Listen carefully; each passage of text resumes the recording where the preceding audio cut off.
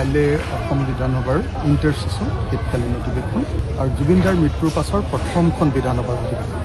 মই জুবিনদাৰ পৰা আশীৰ্বাদ ল'বলৈ আহিলোঁ যাতে কাইলৈ সমগ্ৰ অসমবাসী ৰাইজৰ হৈ অসমবাসীৰ এজন প্ৰতিনিধি ৰূপে অসমৰ ঐতিহাসিক ঠাই শিৱসাগৰৰ বিধায়ক ৰূপে মই যাতে কাইলৈ জুবিনদাৰ ন্যায়ৰ কাৰণে বিধানসভাত সঠিকভাৱে মাত মাতিব পাৰোঁ, সঠিক সাহসেৰে মাত মাতিব পাৰোঁ আৰু যাতে জুবিনদাৰ ন্যায় কাইলৈ চৰকাৰৰ পৰা আদায় কৰি আনিব পাৰোঁ তাৰ কাৰণে জুবিনদাৰ ওচৰত সেৱা ল'বলৈ আহিলোঁ, জুবিনদাৰ পৰা আশীৰ্বাদ ল'বলৈ আহিলোঁ আৰু প্ৰভুক মই আশীৰ্বাদ বিচাৰিছোঁ যাতে কাইলৈ মোক শক্তি দিয়ে, যাতে মই কাইলৈ অসমৰ ৰাইজৰ আশা পূৰণ কৰিব পাৰোঁ।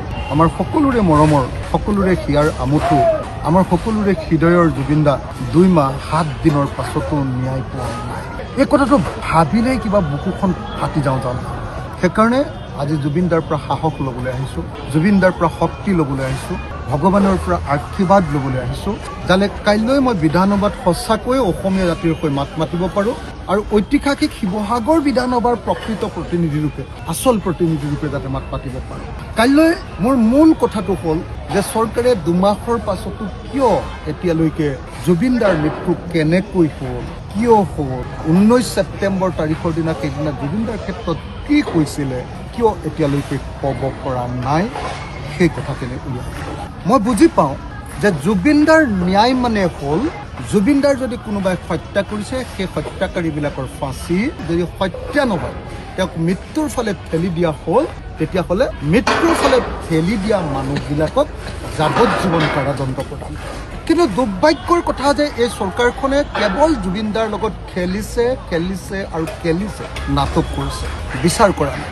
আপোনালোকে মোক নিজে এটা শব্দ মাত্ৰ উত্তৰ দিয়ক, সেই চৰকাৰ বাহাদুৰ পৃথিৱীৰ কোনটো মৃত্যুৰ ঘটনা বা হত্যাৰ ঘটনা আছে যিটো ঘটনাত IO ইনভেষ্টিগেটিং অফিচাৰ, তদন্তকাৰী বিষয়া, CIO চিফ ইনভেষ্টিগেটিং অফিচাৰে প্লেচ অফ অকাৰেঞ্চ, ঘটনা য'ত হৈছে তালৈ গৈ তদন্ত নকৰাকৈ ন্যায় দিব পাৰিছে। পৃথিৱীৰ একমাত্ৰ মৃত্যু, একমাত্ৰ হত্যাকাণ্ড য'ত ঘটনা ঘটিছে ছিংগাপুৰত, তদন্ত কৰিছে দিছপুৰত। গতিকে আমি সকলোৱে বুজি পাইছোঁ যে এই ঘটনাৰ পৰা কেতিয়াও আমি জুবিনদাৰ ন্যায় নাপাওঁ। সমগ্ৰ অসমৰ মানুহে কৈছে জুবিনদাৰ ন্যায়ৰ কাৰণে কেন্দ্ৰীয় চৰকাৰে কি কৰিলে? ৰাজ্য চৰকাৰে ছিংগাপুৰত গৈ বাৰু তদন্ত কৰিব নোৱাৰে, কেন্দ্ৰীয় চৰকাৰে কিয় এতিয়ালৈকে CBI তদন্ত ঘোষণা নকৰে? কিয় জুবিনদাৰ প্ৰতি এই অন্যায় কৰা হৈছে যে বিদেশত কৰিবলগীয়া তদন্ত কিয় আমাৰ অসম পুলিচৰ হাতত তদন্ত কৰিবলৈ এৰি দিয়া হৈছে? কিয় অসমৰ মুখ্যমন্ত্ৰীৰ প্ৰিয়তম অফিচাৰগৰাকী যাক CIO দিছে, চিফ ইনভেষ্টিগেটিং অফিচাৰ, সেই প্ৰিয়তম অফিচাৰগৰাকীক এতিয়ালৈকে, সেই মহিলাগৰাকীক এতিয়ালৈকে কিয় ছিংগাপুৰত তদন্ত কৰিবলৈ পঠিওৱা হোৱা নাই? এই প্ৰশ্নৰ উত্তৰ কাইলৈ আমি বিধানসভাত বিচাৰিব খোজোঁ।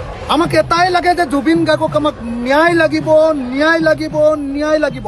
পৃথিৱীৰ যিকোনো পৰিস্থিতিত হ'লেও জুবিন গাৰ্গৰ যদি ন্যায় নাপাওঁ তেতিয়াহ'লে অসমীয়া মানুহ শান্ত নহওঁ।